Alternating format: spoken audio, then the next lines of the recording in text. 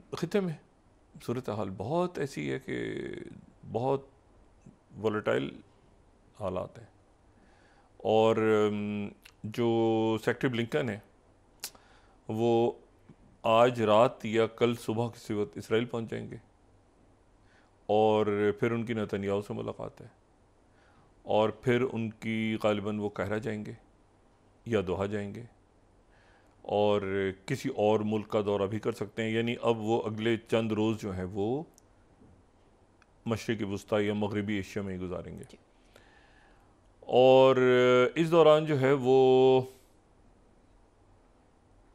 एक उम्मीद की जो किरण है वो ये फूटी हुई है कि प्रेसिडेंट बाइडेन ने ये बात कही है कि, और ये बात कुछ नज़र भी आ रही है, अभी तक कोई एक्सीडेंटल बीच में कोई गड़बड़ ना हो तो ना हो, लेकिन ये कि उनकी तरफ से ये बात है कि हम इससे इससे ज़्यादा करीब मुआहदे के नहीं पहुँचे कभी भी जितना इस वक्त पहुँच चुके हैं। ये जंग बंदी और जो अल्टीमेटली जंग बंदी तो मैं क्या कहूँगा, जहरीत का ख़ात्मा और साथ उसके ये कि दो रियासती हल की तरफ। और इसमें जो है वो ये सारे डिप्लोमेट्स यहाँ मौजूद हैं।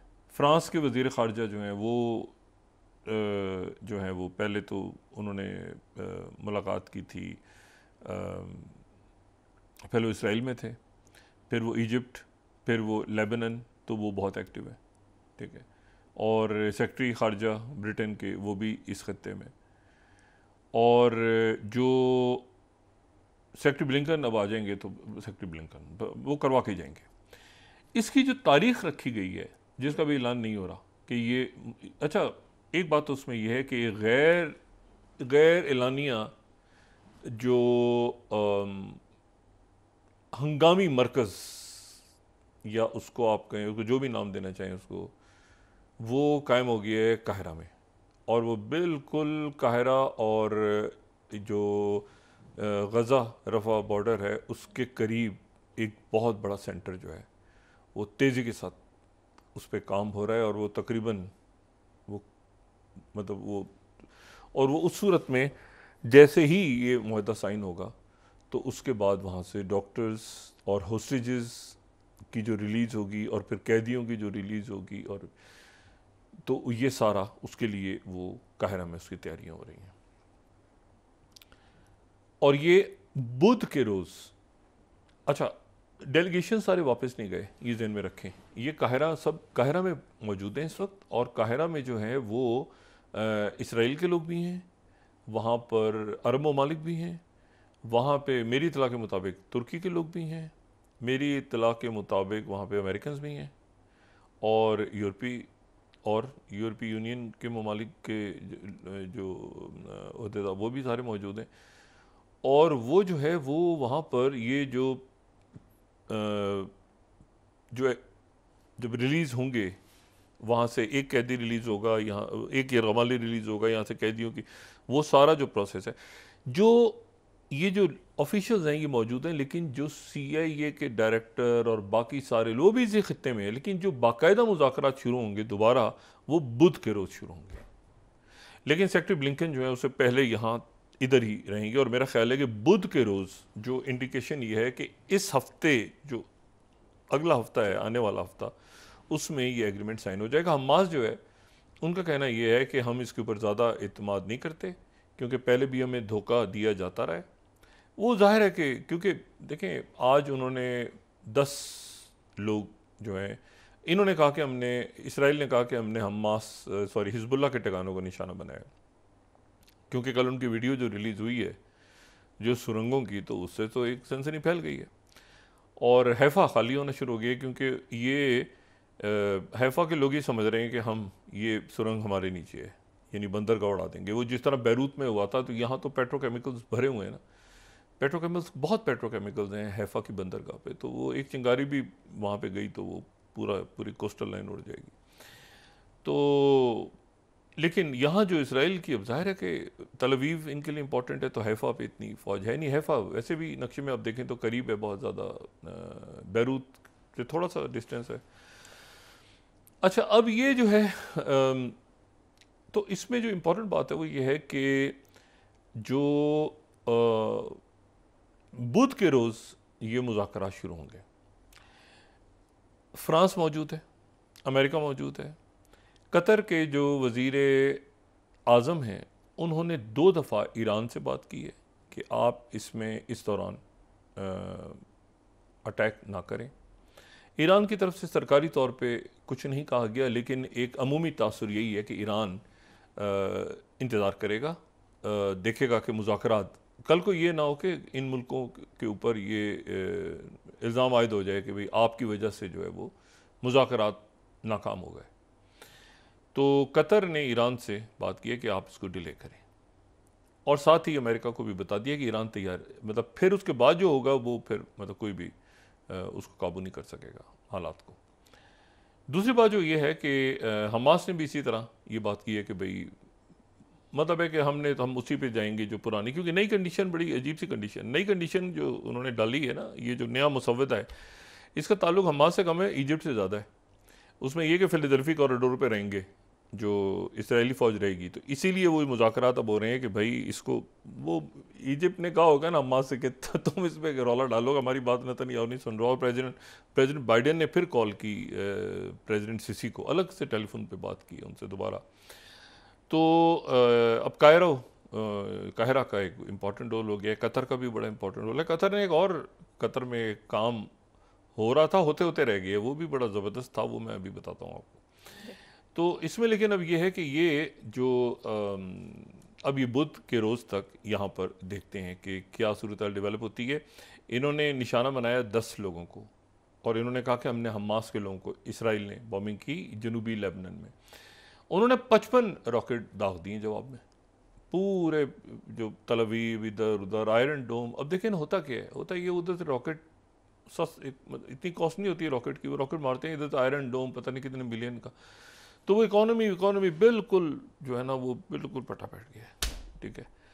और इसराइल भी इससे ज़्यादा जो है वो उसमें भी सख्त नहीं है, क्योंकि वो आयरन डोम ही खा गया। तो मिसाइल इधर से होती आ रहे हैं, उधर से वो मार रहे हैं, उधर से वो मार रहे हैं, मतलब वो तो एक फैसलाबाद का घंटा घर बना हुआ है ना इसराइल इस वक्त। तो कोई इधर से बजा देता है, कोई उधर से बजा देता है उसको। तो वो जो है वो ये अब देखते हैं कि ये अगले 3-4 रोज़, लेकिन सेक्रेटरी ब्लिंकन की मौजूदगी में ज़ाहिर है कि सेक्रेटरी ब्लिंकन भी एश्योरेंसेस पे आ रहे हैं। वो सेक्रेटरी ब्लिंकन से, तो आपको पता है सेक्रेटरी ब्लिंकन से सऊदी वाली एक खबर आई थी कि वो नहीं मिले थे, कि भाई आप बात करें दरमियान में, ये मतलब बड़ा मसला हो गया है। तो सऊदी अरेबिया, कतर, इन मुल्कों ने बड़ी पोजीशन लेके और यहाँ पे ये खड़े हो गए हैं आके, और देखते हैं कि अब ये, और रशिया और चाइना भी ऑन बोर्ड है इस मामले पे कि अब मज़ीद ये देखा जाए, मुज़ाकरात को कामयाब बनाया जाए। अच्छा, इसी दौरान जो है वो एक दूसरा वाक़या, इसी से बिल्कुल रिलेटेड वाक़या, और वो हो रहा है यूक्रेन में। और यूक्रेन में ये अच्छा इंटरलिंक्ड हुआ है, इंटरलिंक्ड है ना सारे वाक़यात। रशिया इधर भी, उधर रशिया इधर सीरिया में मौजूद है, उधर जो है वो यूक्रेन से लड़ाई हो रही है। तो यूक्रेन जो है वो आगे, यूक्रेन ने चढ़ाई कर दी, जब हम सुन रहे थे ना 3-4। अब यूक्रेन ने जो आगे सारा कुछ किया, वो पता चला है जनाब कि यूक्रेन और रशिया के एक खुफिया मुज़ाकरात होने वाले थे। अच्छा, और वो मुज़ाकरात पहले नहीं थे, इससे पहले इस्तांबुल में हुए थे, जिसके नतीजे में वो गंदम की सप्लाई शुरू हुई थी। देखिए वो जो गंदम, जो अक़वाम मुत्तहिदा, जो रशिया ने कहा था कि गंदम खोला था, और बड़ा ज़बरदस्त हो। तो इससे पहले इस्तांबुल में मीटिंग हुई थी, जंग शुरू होने के बाद, यानी फरवरी 2022 के बाद, तो इस्तांबुल में मीटिंग हुई थी। उसके बाद अब इनकी दोबारा मुलाकात होनी थी रशिया की और यूक्रेन की, और वो होनी थी सीज़ फायर पे। यानी मैं यहाँ पे जो कोट कर रहा हूँ, वो मैं कोट कर रहा हूँ वॉशिंगटन पोस्ट 15वीं स्लाइड, दोबारा बड़ी कमाल स्टोरी है। और होनी कहाँ थी? कतर में ही। यानी कतर में पहले तालिबान, फिर ये अब जो है ये पहले तो तालिबान मुज़ाकरात, फिर उसके बाद ये जो सीज़ फायर मुज़ाकरात, और साथ ही कतर में मुज़ाकरात होने थे पहले पार्शियल सीज़ फायर के, कि जी एक आर्जी, अगर हम इस स्टोरी को देखें, एक आर्जी जो है वो पहले जंगबंदी होगी, और वो जंगबंदी इस तरह से होगी कि पहले एनर्जी इंफ्रास्ट्रक्चर को निशाना नहीं बनाया जाएगा, ना रशिया की तरफ से और ना ही जो है वो ये कतर में होनी थी। ठीक है, अच्छा अब हुआ ये कि यूक्रेन ने बीच में, वो ज़ेलेंस्की साहब ने कहा कि ये मुज़ाकरात जो होने लगे हैं तो उन मुज़ाकरात में मेरी पोजीशन तो वीक है, तो मैं एक चढ़ाई कर देता हूँ, पूरी चढ़ाई करता हूँ, और चढ़ाई करने के बाद जो है वो मैं सबको बताऊंगा कि देखो मेरी पोजीशन अच्छी होगी। तो वो पूरी फौज हमने लेके घुस गए अंदर।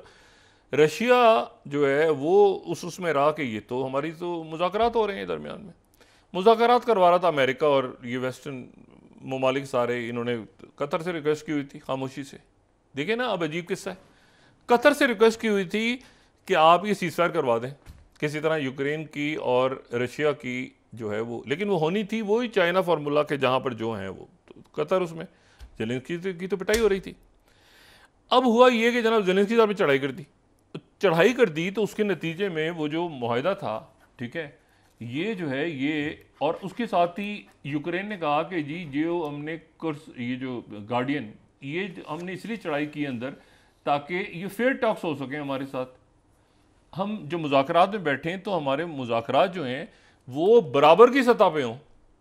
अच्छा अब इशू ये है, तो आगे से वो पोक्रोजोव के इलाके में रूस ने चढ़ाई कर दी। वो जवाब में उन्होंने कहा ऐसी मतलब ये कैसे की तैसी, ये क्या भाई आपने उधर मुज़ाकरात के लिए दोहा में, अच्छा दोहा में ही मुज़ाकरात होने, कमाल देखें आप, सीज़ फायर, और ये टोटल सीज़ फायर की तरफ जारी थी कि जंग, बाइडेन इंतजामिया पूरी कोशिश कर रही है कि ये जंगें दो जो छिड़ी हुई हैं, एक तो जाहिरियत है, कत्ले आम है, वो बंद हो, और एक ये, उसके लिए फिर दोहा से रिक्वेस्ट की थी। अच्छा उसमें अरब ममालिक भी थे, ये ज़ेलेंस्की पहुंचे थे ना सऊदी अरेबिया और इधर उधर दाएं बाएं मेरी जान बचाओ, जंगबंदी कराओ, जंगबंदी करो, वो रशिया तैयार हो गया, इन्होंने चढ़ाई कर दी रशिया, फिर रशिया वापस आ गया ऊपर।